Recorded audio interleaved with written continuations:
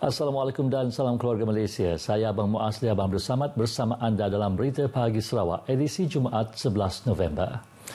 Sarawak sentiasa menitik beratkan integriti dan amalan tadbir urus korporat yang baik. Ia selaras dengan visinya untuk menjadi negeri maju berpendapatan tinggi menjelang tahun 2030. Premier Sarawak Datuk Patinggi Tan Sri Abang Johari Tun Openg berkata, pelbagai mekanisme telah diambil bagi memastikan integriti terus dipelihara, antaranya penubuhan unit integriti dan ombudsman di samping mewajibkan semua agensi kerajaan menubuhkan unit integriti. Jelas beliau lagi, isu integriti telah terbukti jika tidak ditadbir dengan baik akan memusnahkan sebuah kerajaan. Berucap pada Hari Integriti Perbadanan Pembangunan Ekonomi Sarawak SEDC di Kuching, Datuk Patinggi Tan Sri Abang Johari turut memuji usaha yang diambil agensi itu yang mengambil pelbagai inisiatif dalam memerangi rasuah. Antaranya adalah penubuhan jawatan kuasa pencegahan rasuah, pelan anti-rasuah organisasi dan sistem pengurusan anti-rasuah. Usaha SEDC itu harus dipuji kerana mereka memahami prinsip integriti harus diterap ke dalam sistem. Pekebun kecil di negeri ini menyumbang kepada peningkatan penanaman semula getah bagi tahun ini yang melibatkan kawasan seluas 3,000 hektar. Menteri Belia Sukan dan Pembangunan Usahawan Datuk Seri Abdul Karim Rahman Hamzah memberitahu jumlah ini dijadikan menerusi 1,750 orang pekebun kecil dengan peruntukan 7.36 juta ringgit bagi kesemua program penanaman semula getah seperti jalan pertanian sepanjang 8.37 km dan lain-lain projek prasarana sebanyak 5 unit. Jelasnya peruntukan ini dilaksanakan menerusi pihak berkuasa kemajuan pekebun kecil perusahaan getah RISDA berjumlah 3.24 juta ringgit bagi memberi manfaat kepada 654 pekebun kecil untuk penanaman semula getah seluas 950 hektar meliputi bantuan prasarana pertanian di bahagian Semerahan. Pada masa sama jelasnya, kerajaan juga telah memperkenalkan skim insentif produktiviti getah SIPG melibatkan peruntukan RM448,000 bagi Sarawak dengan misi pekebun kecil mencapai pengeluaran hasil sebanyak 1,800 hektar setahun. Peruntukan berkenaan telah memanfaatkan seramai 280 pekebun kecil di negeri ini dan 68 orang di bahagian Semerahan hasil daripada inisiatif tersebut. Pada masa sama, sebanyak 5.3 juta ringgit juga diperuntukkan bagi memperkasakan program pembangunan usahawan di Sarawak yang melibatkan seramai 1,553 orang pekebun kecil RISDA di Sarawak. Datuk Seri Abdul Karim berkata demikian pada Majlis Perasmian Program Tuisyen Rakyat dan Seminar Motivasi SPM 2022 peringkat RISDA bahagian Semerahan.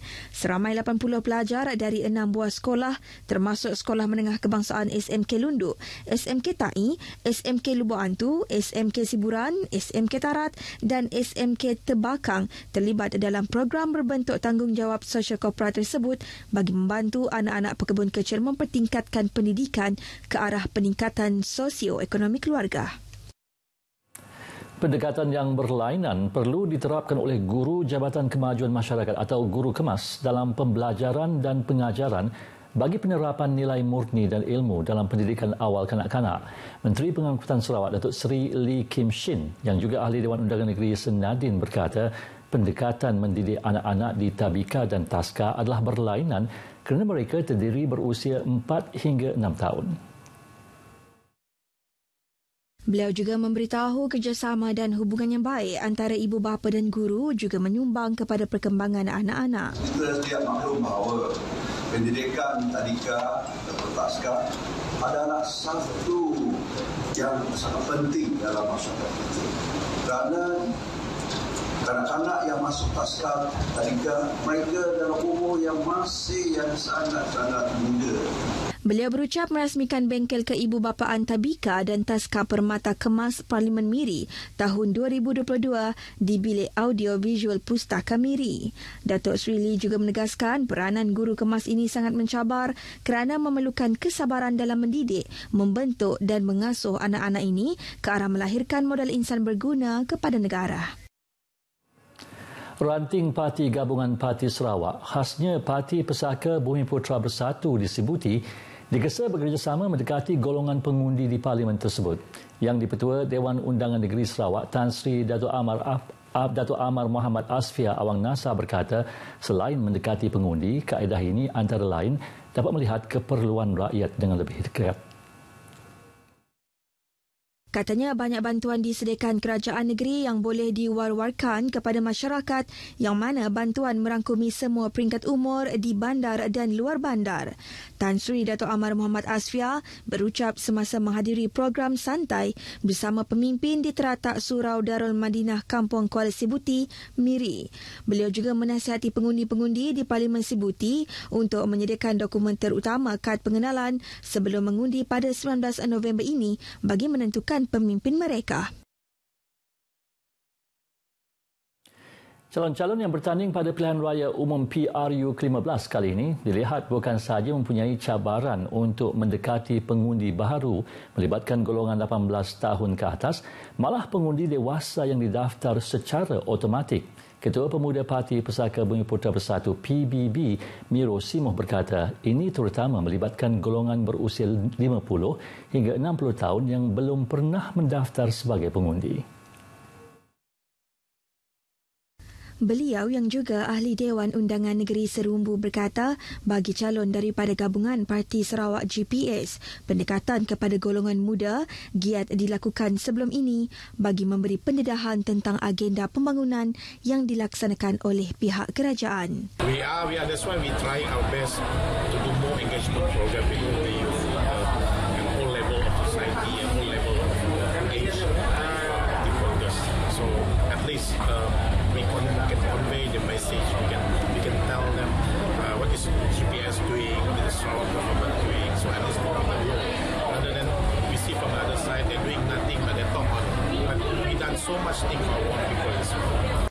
Tambahnya, satu analisis juga akan dibuat selepas selesai PRU ke-15 ini nanti untuk mengetahui corak pengundi muda 18 tahun dan pengundi baharu yang dilihat seperti masih atas pagar. Miro berkata demikian kepada pemberita selepas mengadakan tinjauan ke tapak pembinaan baharu bangunan Sekolah Kebangsaan Serumbu di Bauk bersama Timbalan Menteri Pendidikan, Inovasi dan Pembangunan Bakat, Datuk Dr. Anwar Rapai. Sementara itu, menyentuh mengenai peningkatan jumlah pusat tempat mengundi bagi Parlimen Puncak Borneo pula, beliau berkata jumlah tersebut masih kekal seperti pilihan raya umum negeri yang lepas. Namun, terdapat beberapa pusat akan ditambahkan saluran untuk mengundi.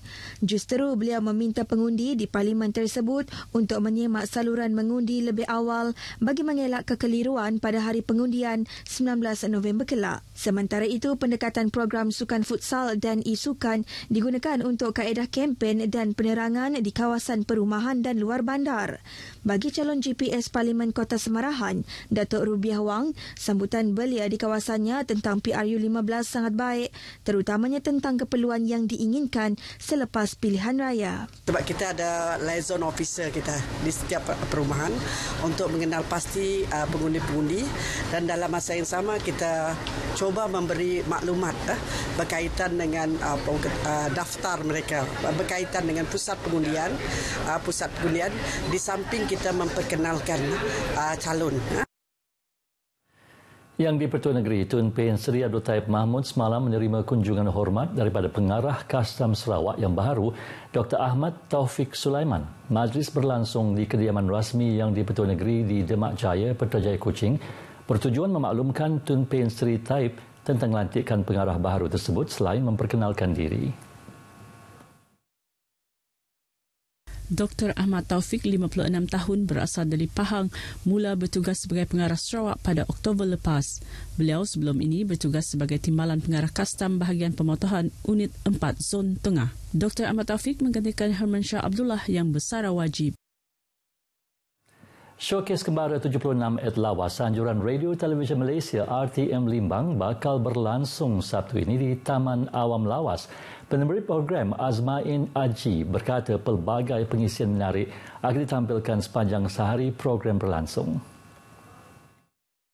Kita ada menampilkan beberapa artis yang akan membuat persembahan, dan untuk objektif sebenarnya program ini berbentuk hiburan, dan selain itu juga ia merupakan aktiviti turun padang Limbang FM bersama dengan pendengar-pendengar setia yang berada di Limbang dan juga Lawas. Beliau menyatakan demikian kepada pemberita ketika meninjau persiapan program itu di Taman Awam Lawas. Antara pengisian menarik, acara Pocket Show yang bakal menampilkan 6 finalis carta bakat radio musim kedua terbitan program Radio Limbang FM selain persembahan baskers. Turut diadakan acara sampingan termasuk gerai jualan makanan dan minuman, pakaian serta produk tempatan. Sementara itu di Miri, penerbit bersama Showcase Kembara 76 at Miri, Leonard Enandong Melepong berkata, penganjuran program ini bertujuan memasyarakatkan RTM selain menyantuni masyarakat di samping memberi penghargaan kepada pendengar-pendengar RTM. Tambahnya, Showcase bersempena ulang tahun RTM yang ke-76 ini akan diadakan di Miri pada Ahad ini di tapak parkir kereta Permai Mall Miri. Pelbagai pengisian program telah disusun atur, antaranya mini studio, penyampai radio Miri FM bersiaran dari lokasi, persembahan artis-artis terkenal dan rakaman rentak kugiran serta konsert Showcase Kembara 76 at Miri. Paparan itu tadi mengakhiri Berita Pagi Sarawak edisi Jumaat 11 November. Dapatkan perkembangan sahih sepanjang masa melalui portal berita.rtm.gov.my. Saya Abang Muaz dan Abang Bersamad. Sehingga berjumpa lagi. Salam keluarga Malaysia.